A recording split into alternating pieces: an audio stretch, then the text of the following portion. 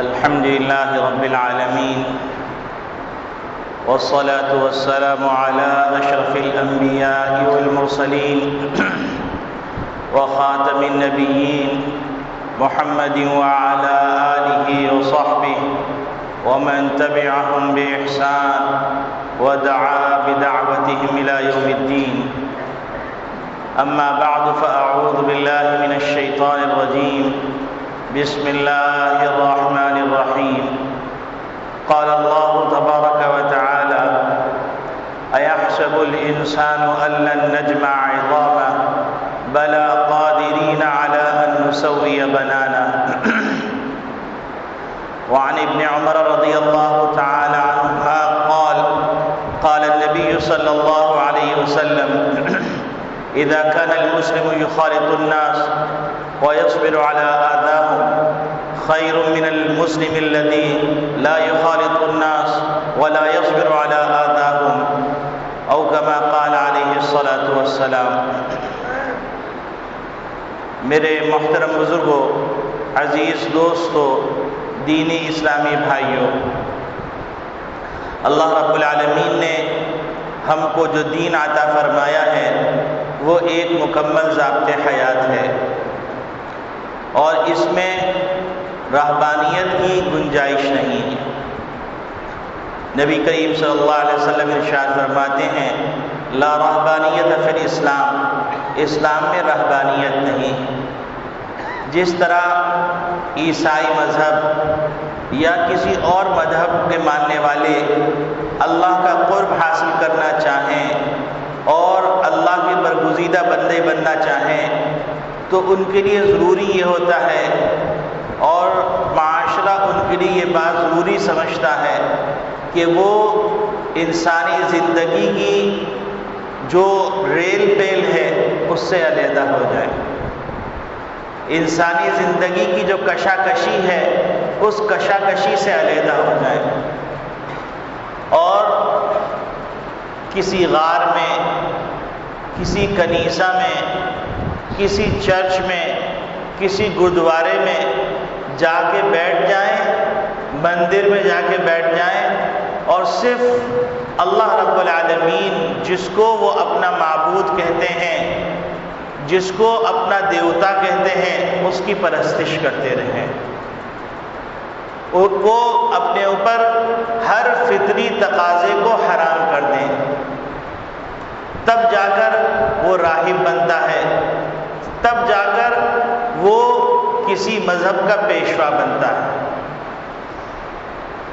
اس کے برخلاف اسلام میں ہم کو یہ سکھلایا ہے، یہ بتلایا ہے کہ اللہ کے برگزیدہ بندے بننا چاہتے ہو تو تمہیں اسی معاشرے میں رہ کر انسانی حقوق کا بھی خیال کرنا ہے اور اللہ کے حقوق کا بھی خیال کرنا ہے، اور اللہ کے احکامات کو بھی پورا کرنا ہے اور بندوں کے تقاضوں کو بھی پورا کرنا ہے. تب جا کر تم اللہ کے برگزیدہ بندے بنو گے. یہی وجہ ہے، احادیث کا مطالعہ کیجئے تو آپ کو جا بجا نظر آئے گا کہ اللہ رب العالمین کے قرب کے لیے جو راستہ متعین کیا ہے وہ انسانی معاشرے سے گزر کے جاتا ہے. کہیں پر نبی کریم صلی اللہ علیہ وسلم فرماتے ہیں: وہ شخص کامل مومن نہیں ہو سکتا جو اپنے لیے پسند کرتا ہے وہ اپنے بھائی کے لیے پسند نہیں کرتا. ایسا شخص کامل مومن نہیں ہو سکتا. ایسا شخص کامل مومن نہیں ہو سکتا جو عہد و پیمان کا لحاظ نہیں کرتا. ایسا شخص کامل مومن نہیں ہو سکتا جو خود پیٹ بھر کے کھائے اور پڑوس میں اس کا پڑوسی بھائی بھوکا رہ جائے.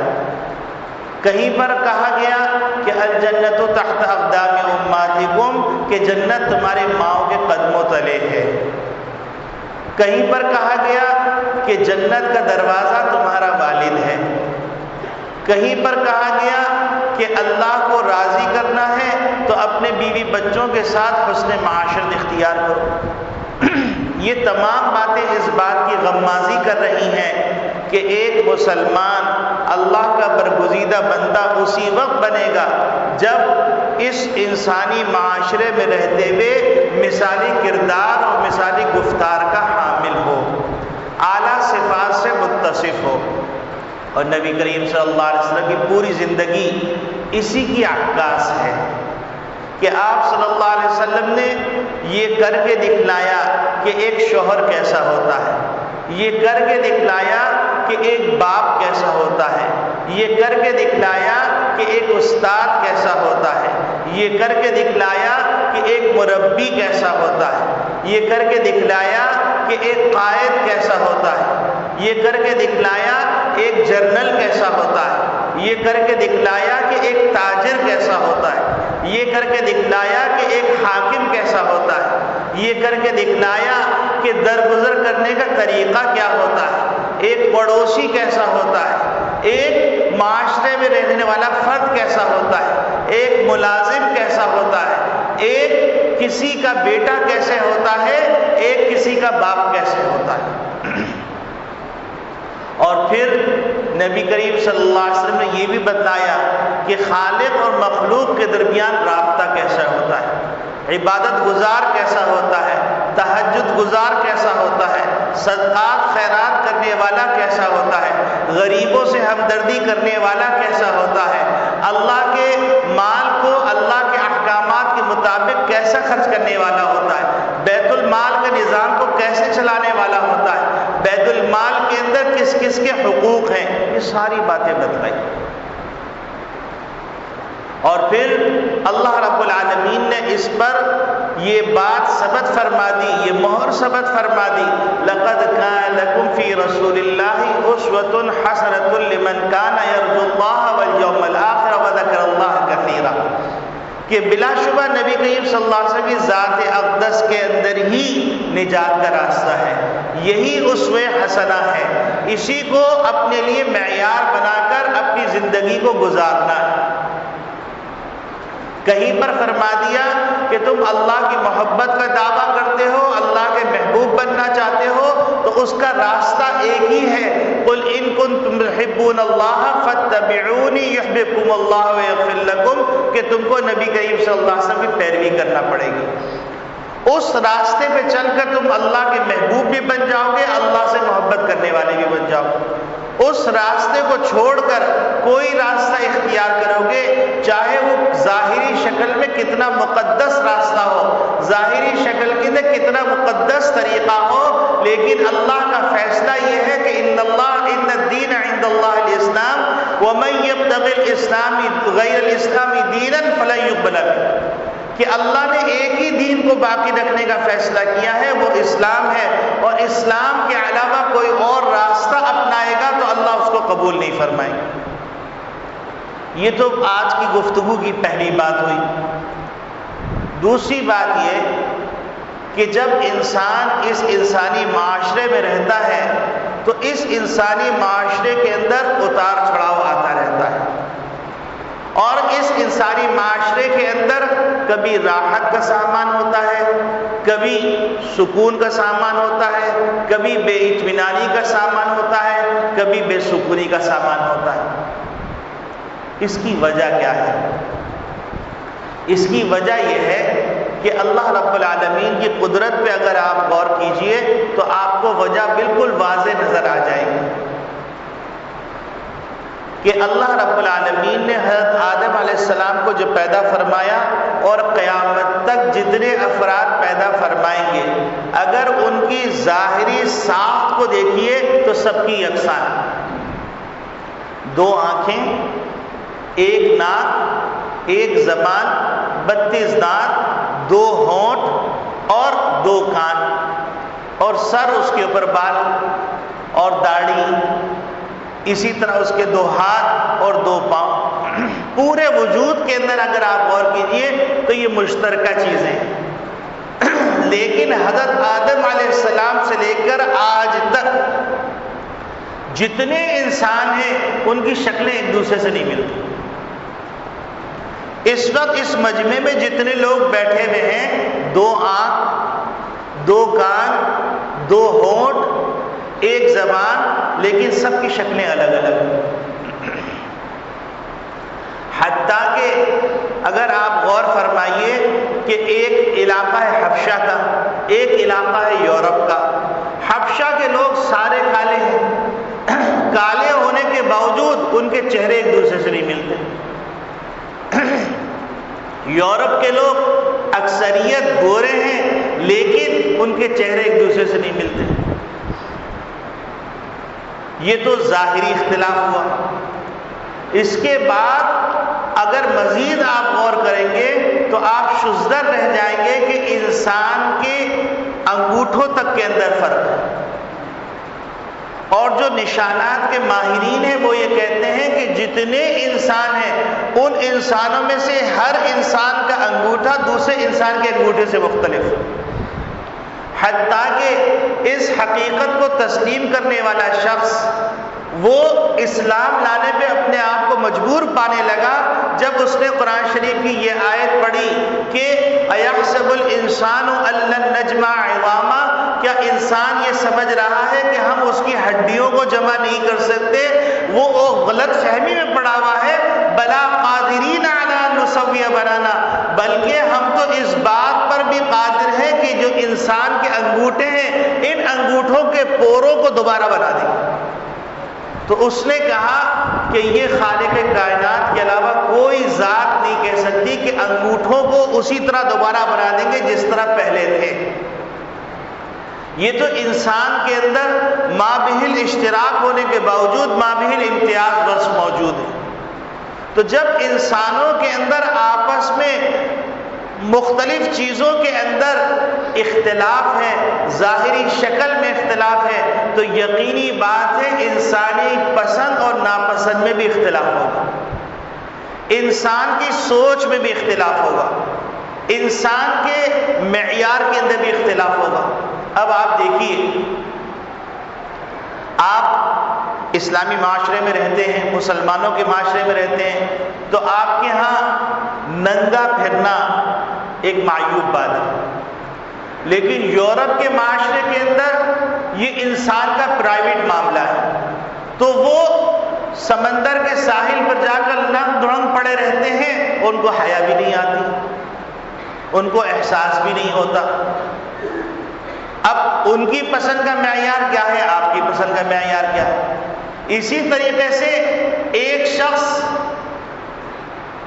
شلوار کرتا پہنتا ہے، اس کو شلوار کرتا اچھا لگتا ہے، اور اسی کا بھائی پینٹ شرٹ پہنتا ہے، اس کو اس کے علاوہ میں مزہ نہیں آتا، اور جو شلوار کرتا پہنتا ہے وہ تعجب سے کہتا ہے کہ اتنا چست لباس تم پہنتے ہو، تمہیں بے چینی نہیں ہوتی، اور وہ تعجب سے کہتا ہے کہ تم اتنا لخلخا لباس پہنتے ہو، تمہیں آکورڈ فیل نہیں ہوتا۔ یہ معیارات کا فرق ہے۔ اسی طریقے سے ایک آدمی کو کریلا اچھا ہے، کریلا اچھا معلوم ہوتا وہ ذائقے سے کھاتا ہے اور ذائقہ لے لے کے کھاتا ہے، اور ایک آدمی کہتا ہے کریلا کڑوا ہے، اس کو اچھا نہیں لگتا۔ تو جب انسانی مزاج کے اندر فرق، انسان کے ظاہر کے اندر فرق، تو یقینی بات ہے اس انسان کے مجموعے سے جو معاشرہ تشکیل پائے گا، وہ معاشرہ تشکیل پانے کے بعد اس کے مزاج کے اندر بھی فرق ہوگا۔ اور اگر میں نے جو آپ کے سامنے عبداللہ بن عمر رضی اللہ تعالی عنہما کی روایت نبی کریم صلی اللہ علیہ وسلم سے نقل کی ہے، اس روایت پہ غور کریں تو آپ کو نظر آئے گا اس معاشرے کا سکون اس روایت کے اندر چھپا ہوا ہے۔ نبی اکرم صلی اللہ علیہ وسلم فرماتے ہیں اذا كان المسلم يخالط الناس ويصبر على آذاهم خير من المسلم الذي لا يخالط الناس ولا يصبر آذاهم، کہ ایک مسلمان وہ جو لوگوں سے گھلتا ملتا ہے اور لوگوں سے پہنچنے والی تکالیف پر صبر کرتا ہے، وہ مسلمان بہتر ہے اس مسلمان سے جو مسلمان لوگوں سے نہیں ملتا اور لوگوں کی تکالیف پر صبر نہیں کرتا۔ اس روایت سے ظاہری شکل میں معلوم ہو رہا ہے کہ ایک انسان کو دوسرے انسان سے تکلیف پہنچنی ہے اور لازمی طور پہ پہنچنی ہے۔ تو اگر ہم غور کریں تو ہم کو یہ بات سمجھ میں آ جائے گی کہ واقعہ یہ ہے کہ انسان کے ساتھ رہتے ہوئے اس کو تکالیف کا سامنا کرنا پڑتا ہے، اس کو اذیت کا سامنا کرنا پڑتا ہے۔ اب میں آپ کے سامنے چند واقعات رکھتا ہوں تو آپ کو اندازہ ہو جائے گا کہ اتنی قدردانی اور اتنی کلوز باتوں کے باوجود آپس میں اختلاف رائے ہوا۔ اگر دنیا کے اندر کہا جائے کہ کوئی مثالی بیوی دکھلاؤ اور مثالی شوہر دکھلاؤ تو کہا جائے گا نبی کریم صلی اللہ علیہ وسلم کی زندگی کو دیکھ لیجئے کہ آپ صلی اللہ علیہ وسلم سے زیادہ مثالی شوہر کوئی نہیں ہو سکتا اور ازواج مطہرات سے زیادہ مثالی بیوی کوئی نہیں ہو سکتا، اور دونوں ایک دوسرے کے جتنے قدردان ہیں اتنا قدردان کوئی نہیں ہو سکتا۔ اتنے کلوز ہونے کے باوجود ان میں بھی بعض دفعہ ایسی صورتحال رونما ہوئی مزاج کے اختلاف کی بنیاد پر۔ کوئی آدمی کہہ سکتا ہے کہ یہ تو بڑی بے ادبی کی بات ہے کہ حضور صلی اللہ علیہ وسلم کو تکلیف دی گئی، تو یاد رکھیے کہ حضور صلی اللہ علیہ وسلم کی ایک حیثیت بحیثیت نبی کی ہے اور ایک حیثیت بحیثیت شوہر اور بحیثیت انسان کی ہے۔ تو بحیثیت شوہر بحیثیت انسان کے آپس میں ناز برداری ہو سکتی ہے، یہ بے ادبی نہیں ہے۔ اب آپ دیکھیے کہ ازواج مطہرات نے نبی کریم صلی اللہ علیہ وسلم ایک چیز کا مطالبہ کیا، آپ صلی اللہ علیہ وسلم ناراض ہو گئے اور آپ صلی اللہ علیہ وسلم نے فرمایا کہ میں 1 مہینے تک کسی بیوی کے پاس نہیں آؤں۔ اب آپ دیکھیے کہ اتنا کلوز رشتہ اور اتنی قدردانی کا رشتہ، اس کے باوجود طبیعت کے خلاف بات رونما ہو رہی ہے۔ ایک اور موقع پر نبی کریم صلی اللہ علیہ وسلم فرماتے ہیں، اے عائشہ، جب تم مجھ سے ناراض ہوتی ہو تو مجھے پتہ چل جاتا ہے اور جب تم مجھ سے خوش ہوتی ہو تو مجھے پتہ چل جاتا ہے۔ تو انہوں نے کہا اے اللہ کے رسول وہ کیسے؟ تو کہنے لگے کہ جب تم مجھ سے ناراض ہوتی ہو تو کہتی ہو، جب قسم کھاتی ہو تو کہتی ہو وَرَبِّ ابراہیم، کہ ابراہیم کے پروردگار کی قسم، اور جب تم مجھ سے خوش ہوتی ہو تو کہتی ہو وَرَبَّ محمد صلی اللہ علیہ وسلم، محمد صلی اللہ علیہ وسلم کے پروردگار کی قسم۔ تو حضرت عائشہ صدیقہ رضی اللہ تعالیٰ عنہ فرماتی ہے لا احجرک الا اسمک، کہ اے اللہ کے رسول میں صرف آپ کا نام چھوڑتی ہوں، باقی دل کے اندر تو محبت ویسے ہی موزن ہوتی۔ اب آپ دیکھیے اتنا کلوز رشتہ اور اس کے اندر بھی ناگواری کے موقع آ رہے ہیں، اتنا قدردانی کا رشتہ، اس کے باوجود اس کے اندر ناگواری کے واقعات رونما ہو رہے ہیں۔ اسی طریقے سے ہم چلتے ہیں صحابہ اکرام رضوان اللہ اجمعین کی زندگی کی طرف، تو آپ دیکھیے کہ احادیث کا ذخیرہ جب آپ مطالعہ کریں گے تو آپ کو نظر آئے گا کہ حضرت ابو بکر صدیق رضی اللہ تعالیٰ عنہ، حضرت عمر خطاب رضی اللہ تعالیٰ عنہ، ان دونوں کا نام ایک ساتھ آتا ہے اور احادیث کے باب کے اندر ان کو شیخین کہا جاتا ہے۔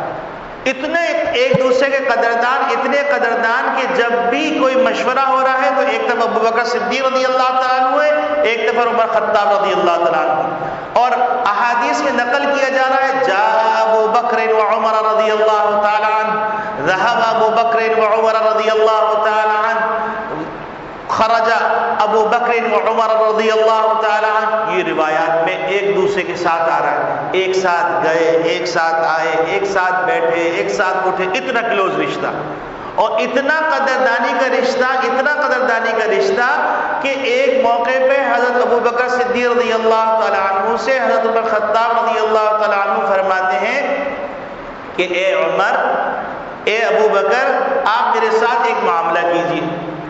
تو انہوں نے کہا کیسا معاملہ؟ کہنے لگے کہ میری زندگی کی ساری نیکیاں آپ لے لیجئے اور آپ نے غار ثور میں جو نبی کریم صلی اللہ علیہ وسلم کے ساتھ رات گزاری ہے وہ رات مجھے دے دیجیے۔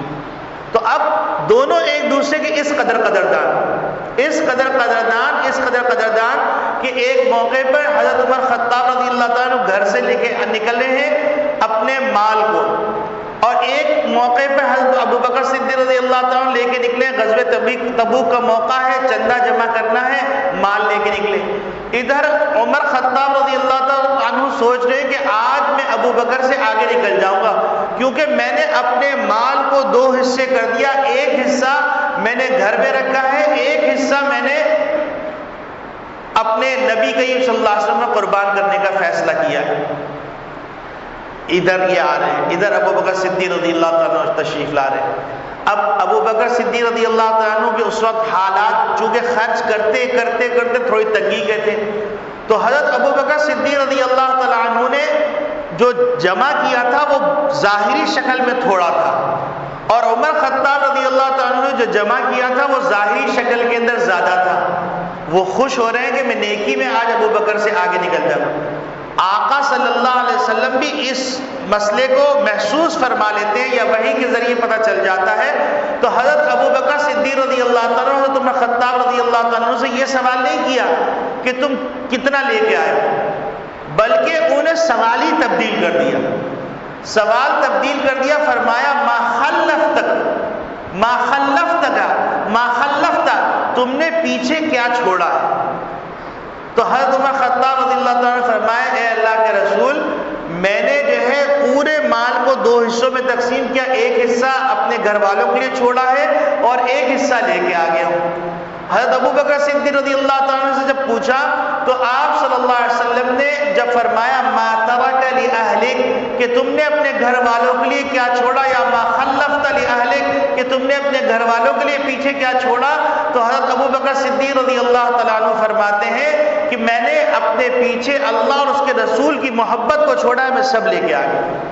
تو حضرت عمر خطاب رضی اللہ تعالیٰ فرماتے ہیں کہ اس دن میں نے یہ فیصلہ کر لیا کہ میں عمر سے، ابو بکر سے آگے نہیں نکل سکتا کبھی۔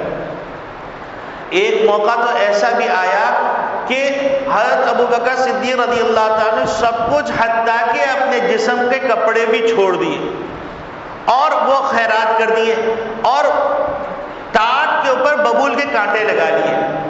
تو اب آپ دیکھیے کہ ساری دنیا جستجو کر رہی ہے کہ اس بات میں کہ اللہ مجھ سے راضی ہو جائے، اللہ مجھ سے راضی ہو جائے۔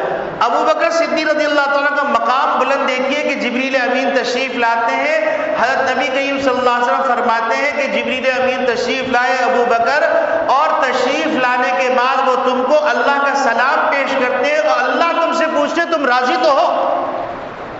ابو بکر صدیق رضی اللہ عنہ مقام دیکھیے، ان کی چیخ نکل جاتی ہے، وہ کہتے ہیں بے شک میں اللہ تجھ سے راضی ہوں۔ اب یہ ایک دوسرے کا رتبہ، ایک دوسرے کی قدردانی، ایک دوسرے کا مقام، ایک دوسرے سے مزاجی ہم آہنگی کی انتہا، لیکن اس کے ساتھ ساتھ آپ دیکھیے کہ ان میں بھی آپس میں بعض مواقع ایسے آئے جس میں اختلاف رائے ہوا۔ اب آپ دیکھیے ایک موقع آتا ہے کہ لوگ زکوٰۃ کا انکار کر دیتے ہیں، حضرت عمر خطاب رضی اللہ تعالیٰ عنہ جیسے جلالی وہ فرماتے ہیں کہ ہم ان کے خلاف جہاد کیسے کر سکتے ہیں، وہ جبکہ وہ قرآن کو بھی مانتے ہیں، نماز کو بھی مانتے ہیں، حضور کو بھی مانتے ہیں۔ تو حضرت ابو بکر صدیق رضی اللہ تعالیٰ عنہ فرماتے ہیں کہ اگر نبی کریم صلی اللہ علیہ وسلم کی خدمت میں زکوٰۃ کا ایک کوڑا بھی اگر دے رہے تھے اس کا انکار کریں گے تو میں ان کے خلاف جہاد کروں۔ یہاں اختلاف رائے ہو رہا ہے۔ ایک موقع آتا ہے کہ دونوں بحث کرتے ہوئے ایک دم حضرت ابو بکر صدیق رضی اللہ تعالیٰ عنہ کو جلال آ جاتا ہے، حضرت عمر خطاب رضی اللہ عنہ کو جلال آ جاتا ہے، اور حضرت عمر خطاب رضی اللہ عنہ زور سے کہتے ہیں اور اس کے بعد جو ہے ناراض ہو کے اٹھ جاتے ہیں۔ اب ابو بکر صدیق رضی اللہ تعالیٰ عنہ پیچھے پیچھے تشریف لے جا رہے ہیں، حضرت عمر خطاب رضی اللہ تعالیٰ عنہ گھر تشریف لے جاتے ہیں، گھر تشریف لے جا کے دروازہ بند کر دیتے ہیں۔ حضرت ابو بکر صدیق رضی اللہ تعالیٰ عنہ وہاں سے واپس آتے ہیں اور تکلیف کا اثر ان کے چہرے پہ نمایاں ہوتا ہے۔ تو نبی کریم صلی اللہ علیہ وسلم فرماتے ہیں، جب ان کو دیکھتے ہیں صحابہ سے خطاب کر کے فرماتے ہیں تمہارا ساتھی کسی سے ناراض ہو کے آیا۔ اور دوسری طرف حضرت محمد صلی اللہ علیہ وسلم کے دوسرے صحابی حضرت عمر خطاب رضی اللہ تعالیٰ عنہ کو جب دروازہ بند کرتے تو احساس ہوتا ہے کہ میں نے غلط کیا۔ اب وہ وہاں سے نکلتے ہیں حضرت ابو بکر صدیق رضی اللہ عنہ کو راضی کرنے کے لیے۔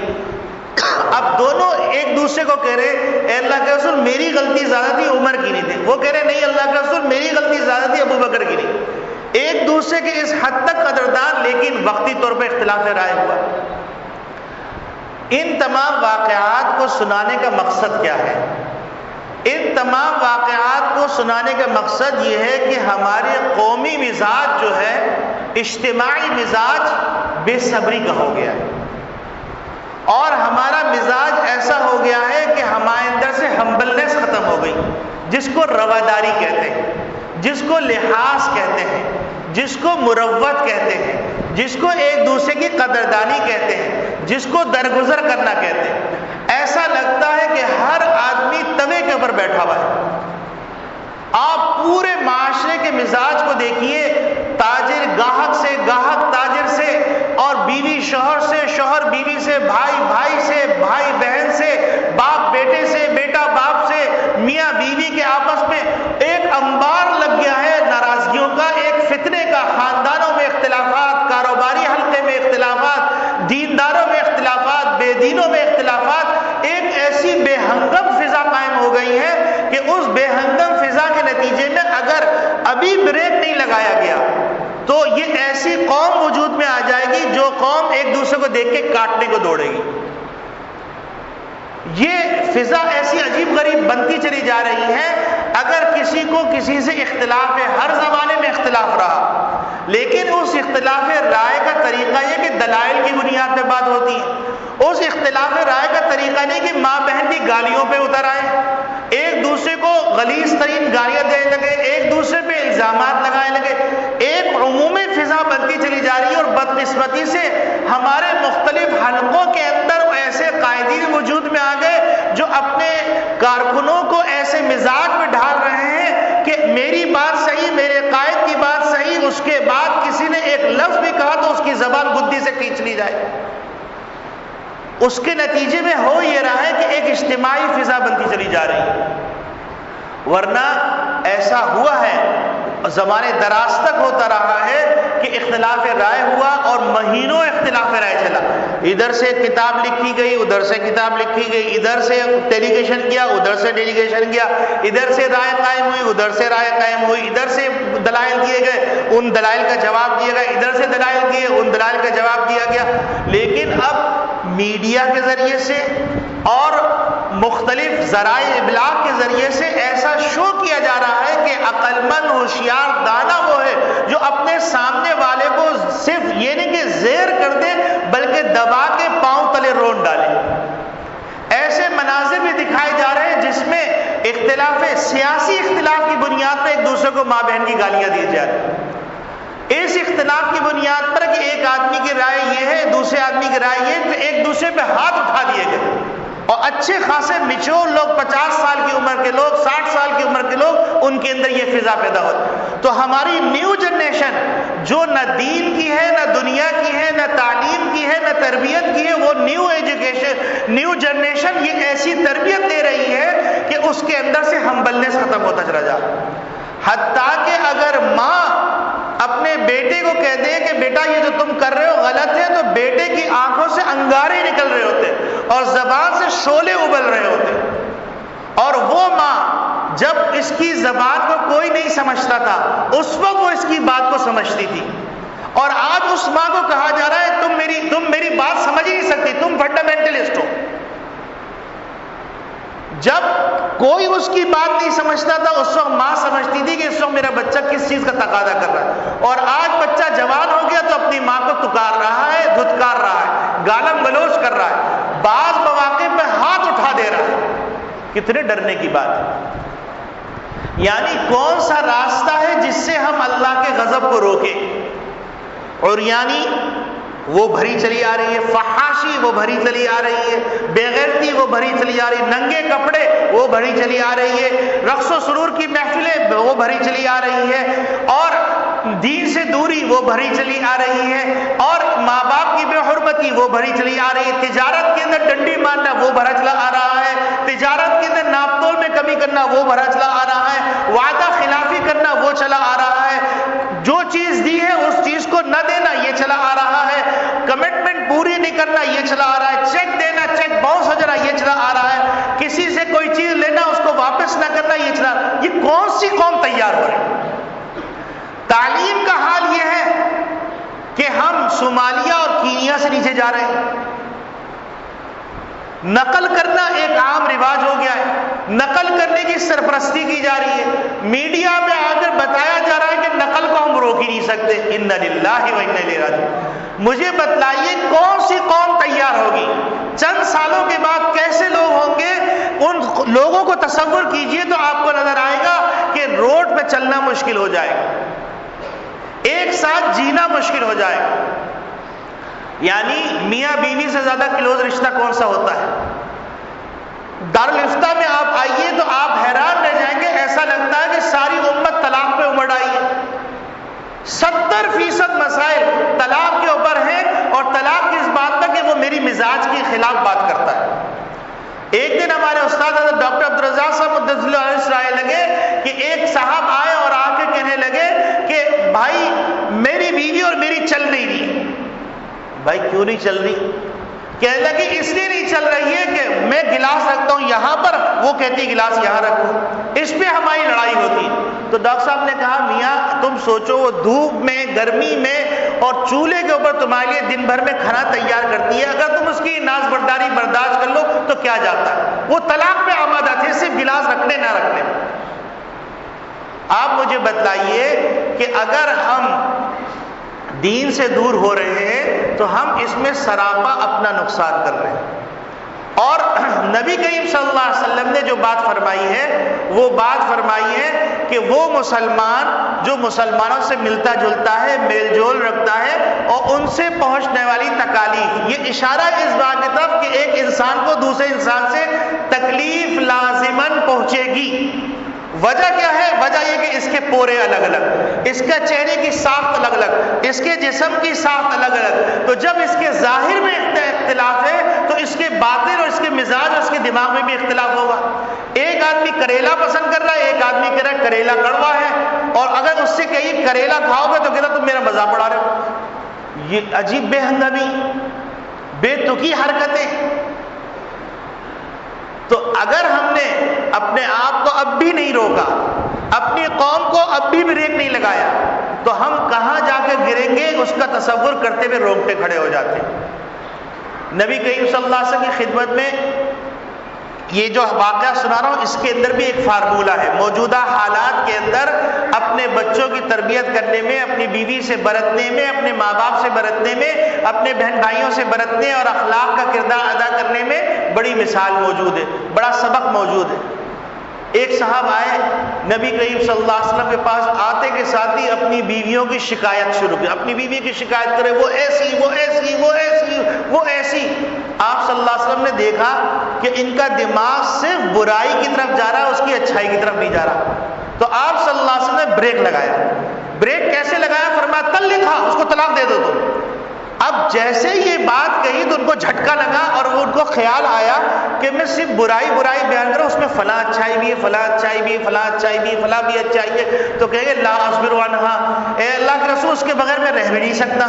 تو آپ صلی اللہ علیہ وسلم فرمایا امسکھا، اس کو اپنے پاس رکھو، اگر کبھی برائی ہو رہی تو اس کی اچھائی کو یاد کرو. کتنی اچھائیاں ہوں گی. ایسا نہیں ہے کہ ہر بیوی کے اندر برائی ہوتی ہے، مزاج کا اختلاف ہوتا ہے. آپ سوچئے کہ ایک بچی نے 20 سال ایک جگہ تربیت پائی، ایک لڑکے نے 20 سال ایک جگہ تربیت پائی.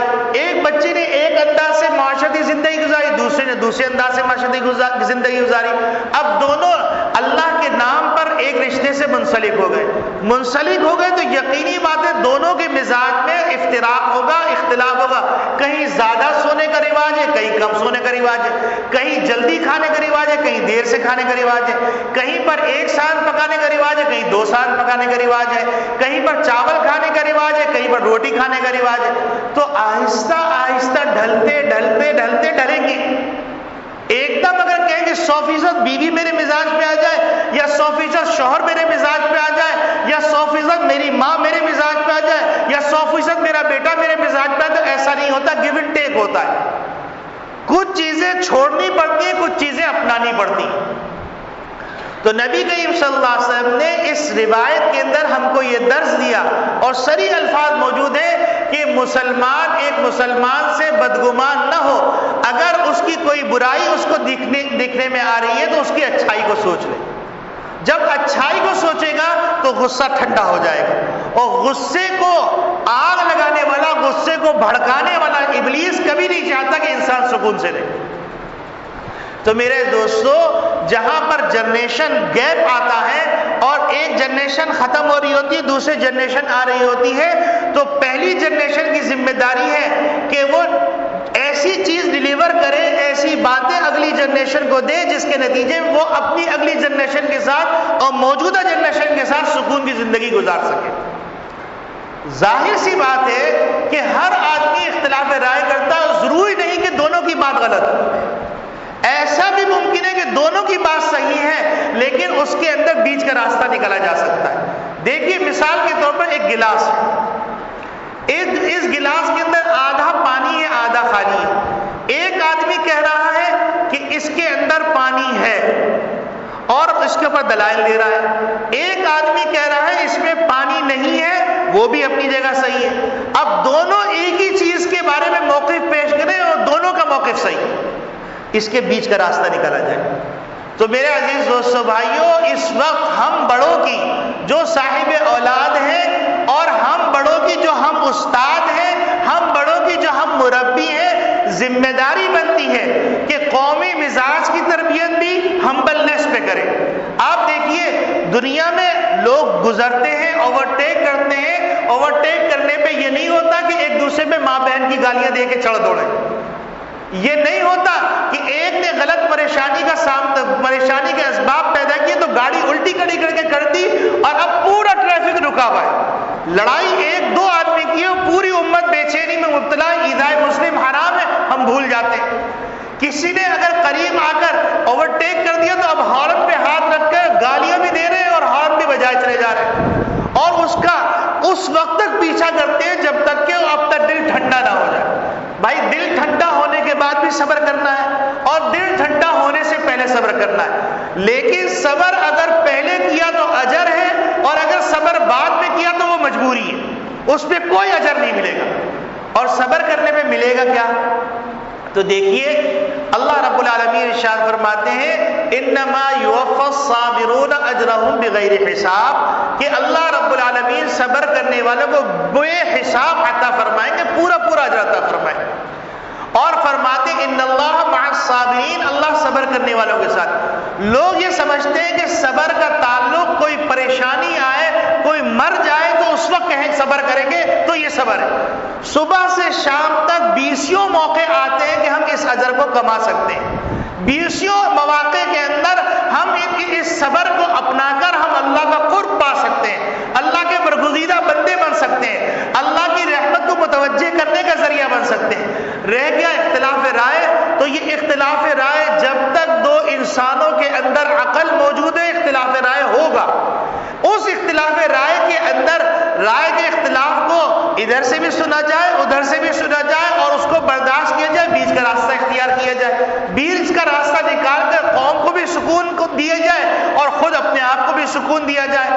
تو میرے عزیز دوستو بھائیوں، آج کی گفتگو کا جو خلاصہ ہے وہ خلاصہ یہ ہے کہ ہم کو اپنی قومی تعمیر کے اندر، اپنی قوم کو تعمیر کرنے کے اندر، اپنے کارکنوں کو تیار کرنے کے اندر ہمبلنس کو، صبر کو، درگزر کو، رواداری کو، قدردانی کو، ایک دوسرے کا لحاظ کو باقی رکھنے کی تربیت دینی چاہیے.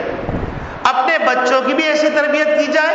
اختلاف رائے کیوں نہیں ہوگا؟ ہوگا، لیکن اختلاف رائے آپ قرینے سے اپنا موقف پیش کیجئے، دوسرا آدمی قرینے سے اپنا موقف پیش کرے، دونوں اپنے اپنے موقف سنیں، پھر موقف سننے کے بعد ظاہر سی بات ہے دونوں میں سے ایک بات چلے گی تو اب اس میں سے بیچ کا راستہ نکال لیا گیا. اور بیچ کے راستے ہوتے ہیں، ایسا نہیں کہ نہیں ہوتے. تو میرے عزیز دوستو بھائیوں، اس وقت ضرورت اس بات کی ہے کہ یہ جو ہمبلنس ہم چھوڑتے چلے جا رہے ہیں، میاں بیوی چھوڑتے چلے جا رہے ہیں، بھائی بھائی چھوڑتے چلے جا رہے ہیں، رشتہ دار چھوڑتے چلے جا رہے ہیں، تاجر چھوڑتے چلے جا رہے ہیں، نوکر چھوڑتے چلے جا رہے ہیں، اور مختلف لوگ ہیں پورے معاشرے کے اندر، ایسا لگتا ہے کاٹنے کو دوڑ رہے ہیں. قومی مزاج ایسا بن گیا ہے کہ بالکل برداشت کا مادہ ختم ہو گیا، اور برداشت کا مادہ ختم ہو جانا یہ قوم کے لیے نقصان دہ ہوتا ہے. اللہ رب العالمین اس کی سمجھ مجھے بھی عطا فرمائے، مجھے بھی اپنے بچوں کی صحیح تربیت کرنے کی توفیق عطا فرمائے، آپ کو بھی اپنے بچوں کی صحیح تربیت کرنے کی توفیق عطا فرمائے، اور ہمارے ذمہ داروں کو، اپنے کارکنوں کو، اپنے ماننے والوں کو، اپنے فالوورز کو صحیح نہج پر زندگی گزارنے کا سلیقہ سکھانے کی توفیق عطا فرمائے. وآخر دعوانا ان الحمد للہ رب العالمین.